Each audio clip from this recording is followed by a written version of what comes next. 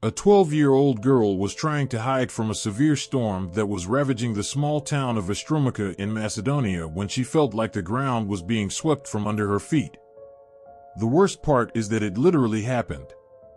The small and fragile Vangelia was thrown into the air by a sudden tornado and landed several meters away in an open field. After the storm and an extensive search, the girl was found.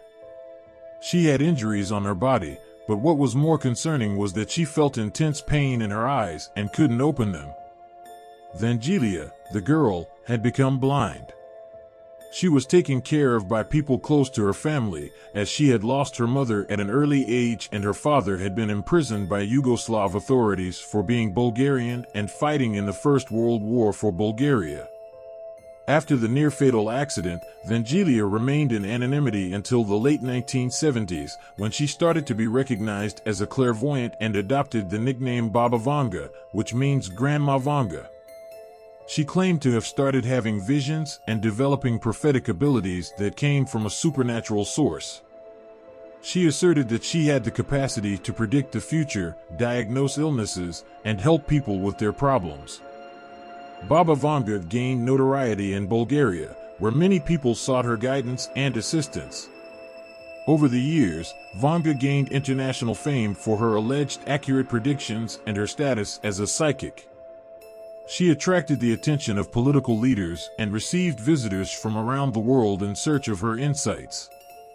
Although Baba Vanga's purported prophetic abilities are widely debated and contested, many skeptics argue that her predictions were vague and open to interpretation. Nevertheless, she remains a fascinating and influential figure in popular culture and Bulgarian history.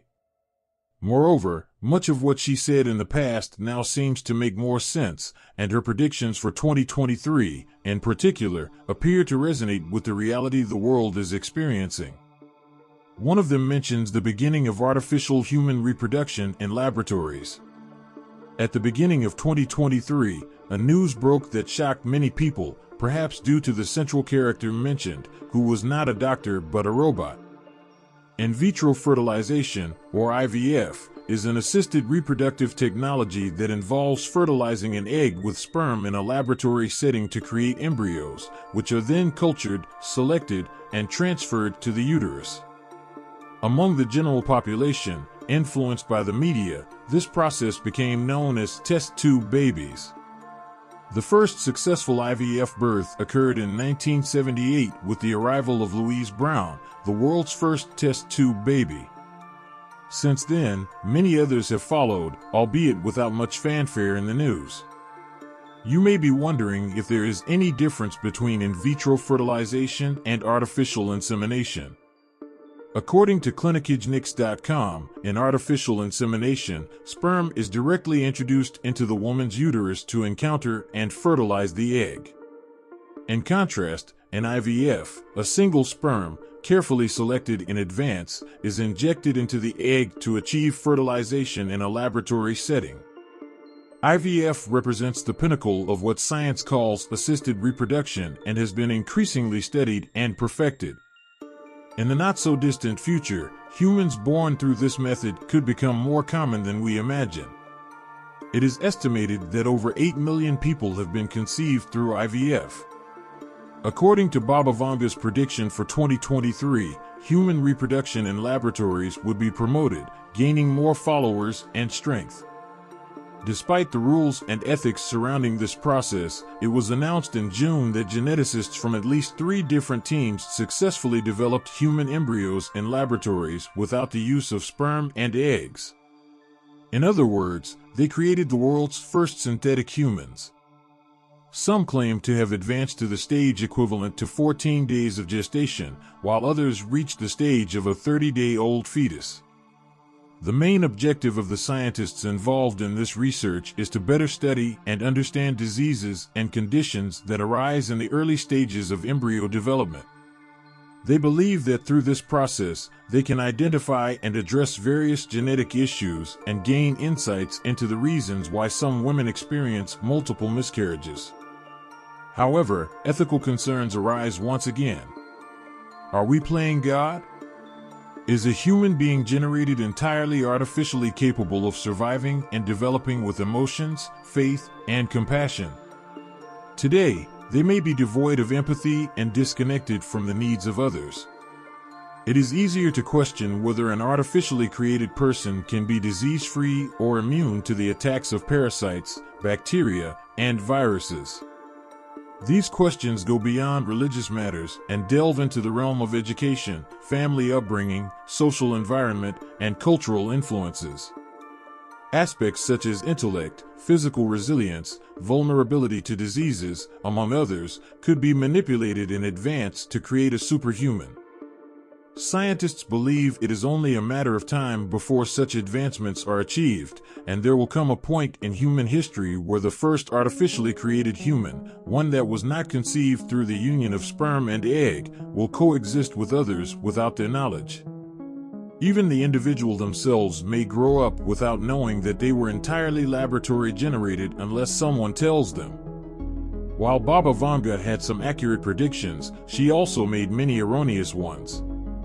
When it comes to artificial reproduction in the laboratory, she might have been referring to the evolution of in vitro fertilization, which had already seen success with the birth of Louise Brown in the 1970s, during her lifetime. It's similar to listening to someone from the 1980s talking about robots dominating the world. Robots haven't completely replaced humans, but there are numerous tasks now performed by robotic arms, albeit still remotely controlled by one or more humans. It doesn't take a clairvoyant to know that all of this will continue to evolve rapidly, and in a few years, many tasks will be assigned to machines rather than humans. If Baba Vanga were alive, she might be celebrating this scientific achievement as if it were one of her accurate predictions. However, we should consider that these studies were already underway and had achieved success before her passing. We can only hope that science will find ways to handle its future creations and that they can adapt to conventional society or vice versa. After all, those who think more and better have a greater chance of prevailing. Are you the kind of person who believes in predictions? Did Baba Vanga truly foresee the artificial creation of humans, or did she simply deduce that one day humans would be created in laboratories based on the information circulating about in vitro fertilization in the 1970s? Share your thoughts in the comments. Thank you for watching this thought-provoking video on the topic of artificial reproduction and the advancements in science. The possibilities and ethical considerations surrounding this subject are truly fascinating. Now, I want to hear from you. What are your thoughts on the future of reproductive technologies? Do you believe we should embrace these scientific advancements or proceed with caution? Share your opinions in the comments section below. If you found this video informative and engaging, don't forget to give it a thumbs up and subscribe to our channel for more thought-provoking content. Also, hit the notification bell to stay updated with our latest uploads. Remember, it's important to stay informed about the latest advancements in science and technology as they shape our future. Together, let's continue to explore and discuss these topics with an open mind. Thank you once again for watching, and I'll see you in the next video.